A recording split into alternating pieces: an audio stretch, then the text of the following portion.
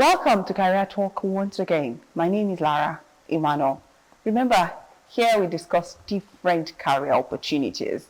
We talk about professionals. Professionals come here, they talk about their career options, the different choices that you have. So if you're a young mind and you intend on having a particular career option and you're still confused on how to go about it, the particular area of focus that you should have in your academics, then you are at the right place.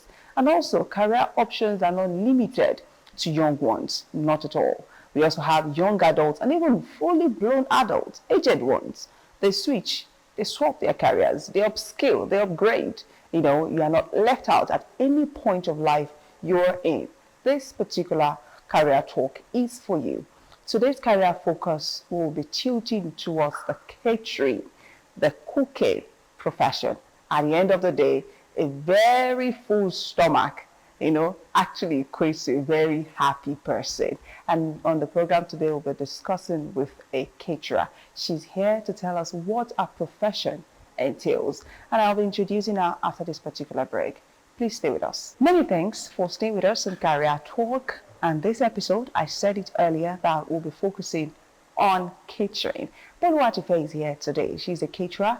She's here to tell us all that it entails, how she has been coping in that field, how much of a career option catering is, and she's here to convince you to become a caterer.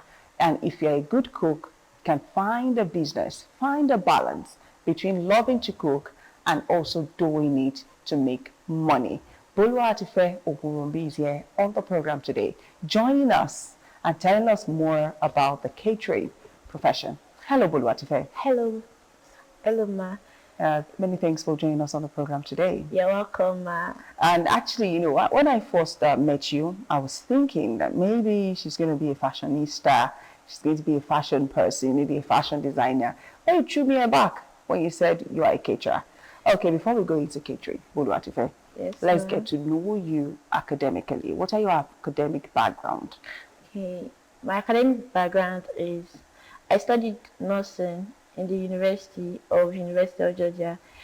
But after I finished, there is this policy that said once you are done with your studies abroad, you have to come back home to your country to practice. So when I came back home, I did not allow that to stop my growth. I continued with my passion. Even though I was working in an African restaurant, Lisa Afro Fruits in Georgia, Tbilisi. So once I came back, I was still like, okay, let me just look at I can position myself. Even though I'm not going to catering instantly, I observed my environment. I looked at the problem. Wow. I looked at how I can be a solution to everyone around, and how I can be productive, not to myself alone, but to people around. Because I noticed that there are some people around that they want a particular food, but they are not served the way they want it to be. And some people, they go into reducing the quality of foods. And me, I learned that while I was in school back then, that we have to deliver quality.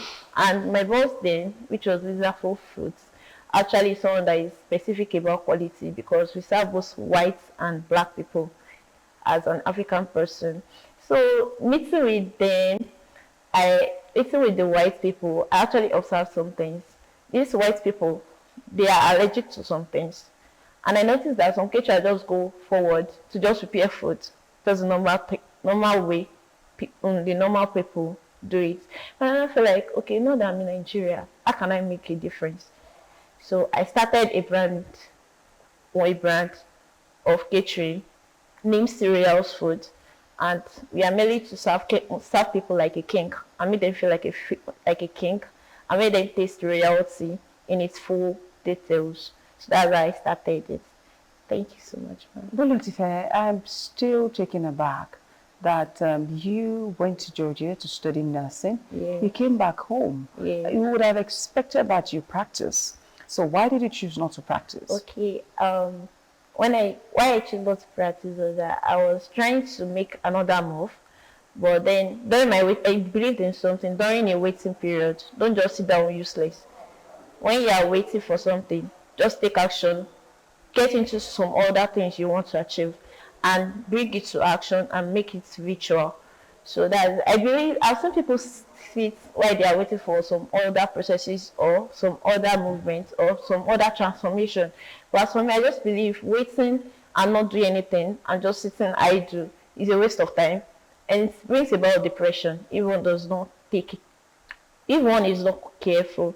So I decided to just like, okay, during this week, okay, let's just start something. And after seeing all the problems, and I feel like I can be a solution, and I'm already a solution, yes, to the problem. So I just start to evolve around the world. Okay, during this waiting period, you chose to go for catering. Yes. You chose to be a caterer. Yes. You know, you could have chosen to do other things. Why catering, really? Okay, I had passion for cooking. Even though wow. I've been to a catering school while I was in primary, secondary school.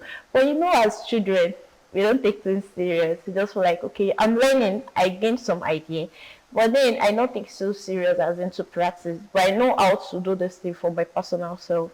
So when I traveled, I met myself at an African restaurant again. I was like, okay, wow. So when I came back, there was this my sister, she's into catering. So we heard about this project that World Bank actually brought to place. So they said it's in Ogun State and they have catering segment of it. So someone told us, fill in the forms and the like. So I followed that with the intention of me just to notice where she's going. Probably it is safe or not. So when I got there, I started seeing how the teacher was teaching. And I could pick some things that I feel like, oh, this is what I really want. So I joined them. And I started and started. We started learning. You know, I've learned in the past, don't forget that. But I just feel like that is like an upgrade to me. So I started. We started the practicals. We did different practicals, met new people. She brought about the flaws that number of people do. And she made me realize that my study, like the caterer in charge of it, made me to realize that we have to bring in quality and be competent in whatever one is doing. Which actually, after everything, I got a kind of certificate for it. So I just felt like, okay, now I did not start instantly though. Oh, why was that?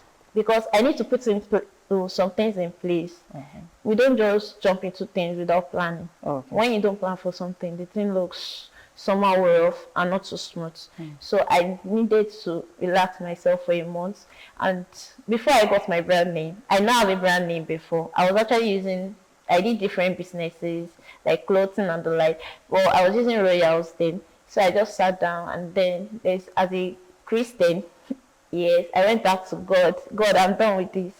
And this is what I want to do. God, please, what should I do? And then I got the name. Yes, I got the name. And then I was like, okay. And instantly, I don't still go venture because as a Christian, you need to ask God for directions and everything you do. So I asked God, what should I do? And then he said, okay, this is the set time for you to start. So I just started online. And I was seeing people liking it on my WhatsApp status. Yes, I make people understand that this is what I do. This is it. Okay, sorry to cut you short. I would like to ask you something. You said catering was your choice. Yes. Agreed. So now, tell us, for the sake of those interested in catering, really, what does catering entail? Who is a caterer? A caterer is not just someone that can cook. Oh, wow. That's new. Yes. A caterer has to be competent with whatever he or she is doing. And there's something about a popular saying about people. Everybody says, I can cook. But when we talk of being a caterer, it's a profession which requires three things. It requires attitude, your education about it, and practical aspects of it. Everybody say, oh, I cook every day. What does a caterer do? But a caterer has to do with the word competence, the incompetency in everything they are doing. And a caterer is also someone that has the ability and is strong enough and has the standard. There is something they call standard, the national standard values that can actually fulfill all the requirements in the caterer of occupation. So that's where a caterer is. So that's it. So not just about knowing how to cook or having the knowledge. Not just that. It has to do with the ethics that guides the profession. Yes. I get that. Thank you.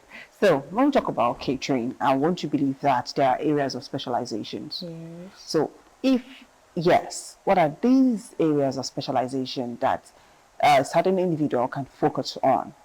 Okay, in catering, some people are interested in international dishes.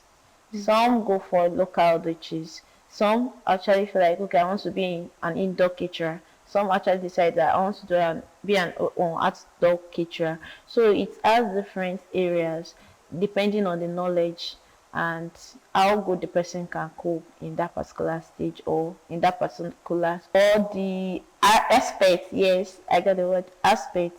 So the aspect he or she is or is capable of doing. So that is just Tell us about the aspects that you are capable of doing or your own area of specialization. Okay, my own area of specialization, I really based on indoor and outdoor catering. Okay. And also I do local and intercontinental dishes. Okay. Yes, in the intercontinental dishes in the light of Chinese rice, Italian bolognese and everything. So I deal with that mainly. You talked about international, intercontinental meals, the African dishes. Yes. If you are asked to pick, which would you rather, choose to make? To make Chinese rice. Oh, you prefer Chinese rice. Yes. You prefer to make that. So that means your Chinese rice actually makes statement. Yes. People love it. Yes. Okay. Away from that, let's talk about the challenges that comes with your profession. Okay. The challenges that comes with the profession is, number one, we have different hazards in catering. At times you might just be frying and just a small splash of oil can just, even after using your protective coats like your apron or chef clothes, at times the oil might splash on your body, and these are kind of the challenges, like those kind of burns on your body. So I know some people say, I don't like frying. But as a chef, you have to fry, you have to grill, you have to bake, you have to go through some heat processes. So some feel like these are the challenges in catering. And also at some point, if you are not visible to your potential customer, it's also a challenge. Visible? How do you mean? Yes. Okay, let's say in the local environment, and then your own aspect is intercontinental dishes. These local people, they don't know how to eat your food, so it will just look like you are left alone. Or some people even complain that some people don't put themselves in position or locations where their services are needed. Like imagine being in a local environment and say you want to be doing intercontinental dishes. People just like, what is this that this person is doing? But okay, let's use a village as a setting. Okay, as a caterer, as we are in a village, you found yourself in a village, for example, and you are doing amala and this ewedu soup. People, all those villagers will feel entitled, will feel attracted to you to come and patronize. But imagine last year you're not doing intercontinental dishes. It's not their taste.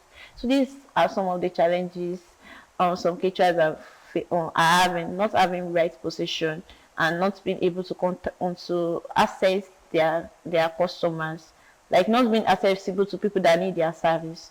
So these are some of the challenges. And some of the challenges that some other caterers have is lack of good facility. Sometimes a caterer that does not have a support system and she found herself in a place where she needs to bake, she needs electricity, and all of a sudden the electricity went off. I know some caterers have options like generator and solar panel, but there are some that they are just growing. There are some that are just they're just trying to gather funds to bring this up. This might be a challenge as a growing caterer. So this might be a challenge. Another challenge is that some people low pricing, some people price low. And there's something I used to tell people: if you are doing something, do quality. Let them know you for who you are. Let them know that if I get here, I will actually get the quality of what I want. Not that because they pay you low. And some people also, they have to be blamed because a caterer will tell you that these are the things you want to use, and then you'll be like, oh, sorry, I want to be half of the money. And this half of the money is not even enough to bring production to place. Talking about profit. So some people will rather go for a low quality stuff and just like, okay, this is the budget, let me just work on. So I'm not advising caterers to go on nobody. Let them know you for who you are, and let them know that this is what this person is capable of serving. So that's my whole point about that. Thank you so much. Very, very detailed. Very detailed. Thank you very much. I will be coming back to you. Okay, now let's move quickly to the Young Dreamers Corner, and that's the segment where we get to ask the young ones what they would like to be in the future. I always enjoy the joy on their faces when they tell us their dreams in the future. It's always a joy to see them happy and look forward to becoming great in the future. May their dreams come true. Please stay with us. It is still Career Talk on Ogun State Television. Many thanks for staying with us on Career Talk. We see how Boluwatife, the caterer, on the program, and she's such a happy and a very proud one. Okay, Boluwatife, you've talked about the challenges. Yes, now let's talk about the similarities between different professions, especially the one concerning yours. We have certain individuals who prefer to be referred to as bakers. We have the caterers, we have the chef. So, I mean, are these professions similar? Are they interwoven? Or can a caterer be a baker and a chef? Can a caterer be only a caterer, or a caterer and a chef? I want you to elaborate more on that. Okay. Okay, ma. A caterer is kind of interwoven. A caterer can be a chef, and a caterer can be a baker, depending on the knowledge the person has. Okay, for example, you are at an event, and it's a birthday event, and they told you that, oh, this, as a caterer, you'll be catering for 100 people food, and also you'll be the one to provide the cake we'll be using for this birthday. So as a caterer, you have to bake, and as a caterer, you have to cook. Oh, wow. You understand? So this cake, this baking aspect, it doesn't affect each other, because you can prepare your cake already. Like normally you prepare your cake, set the table, and make your setting of cake. While the kitchen aspect, you can as well cook your food from your home or from the kitchen that you'll be using for the events, and set your table. Like, okay, you can actually bring in something like your microwave to warm it up. It doesn't affect the place of being a baker. It doesn't affect the place of being a cook. It has to do with how you put things in place and making preferences. Which one is the one that is urgent, the most urgent one, you have to fix it. Then to the next one that is next to the list, and making sure that you provide all the services at the time that you've agreed with your clients. So this is what I can say. As a baker is someone who bakes, yes, maybe cake, meat pie, or any other thing. While a chef is someone who cooks food. A person who cooks food, that's it. A kitchen is just like a broad name for like an umbrella. Yeah. Oh, okay. Okay. Now, Boluwatife, let's go back to you being a nurse. Okay. Do you miss it? I did not. I miss it actually, but I feel like I'm in love with cooking.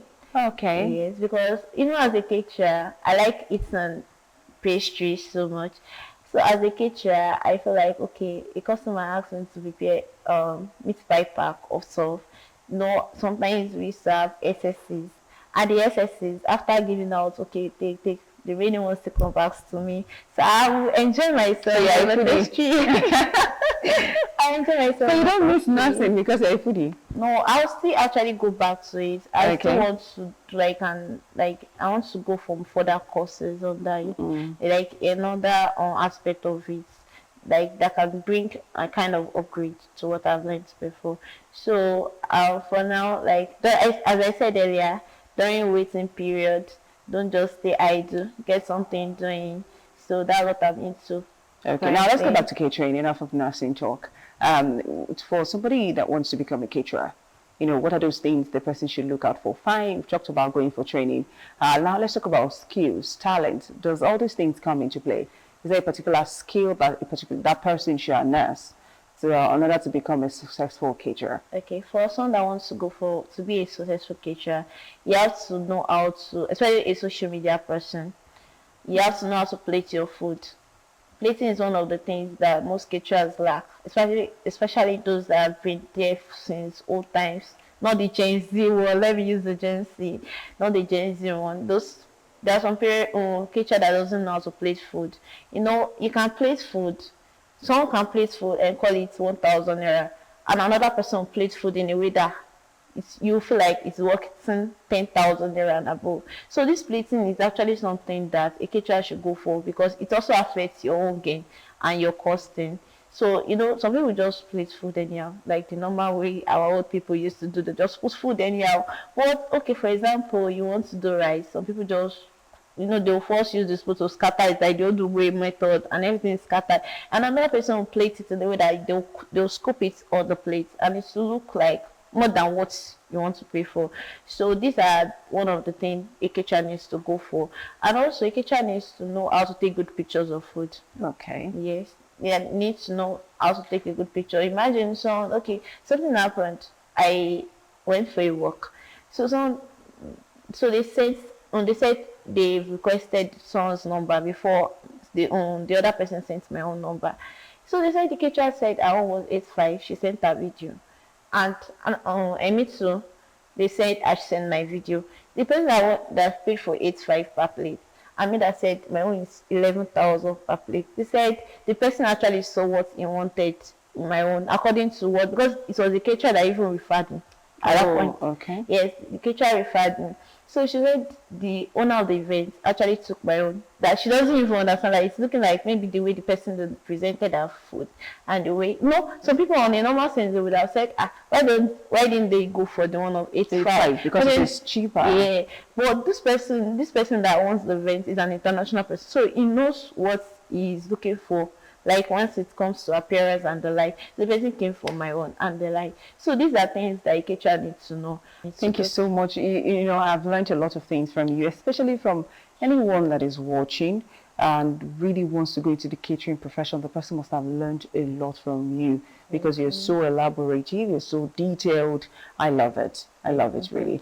Okay, now we have to round off, really. But before we go, I want you to, give a word of advice to the young ones. But before the word of advice, you almost escaped this, really. There's the culture here. You get to share with us a particular experience you can never forget. It can be a good one or a bad one during the course of practicing. Okay, the one experience I got, even when I was training and I was already starting my own brand already, was that there was this splash of oil. Oh. So just a bit though, and all of a sudden the thing actually was splashed on this old part, and I was on apron and protective shield.